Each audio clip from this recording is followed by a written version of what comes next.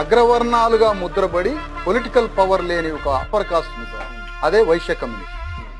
Vysya community ఎక్కడ అధికారంలో ఉండదు. వైశ్యుల నోటుతోటి, దళిత బీసీల ఓటుతోటే ఈ శూద్రాగ్రవర్ణాలు రాజకీయాలు చేస్తుంటారు, విలేజ్ టు సిటీ వరకు.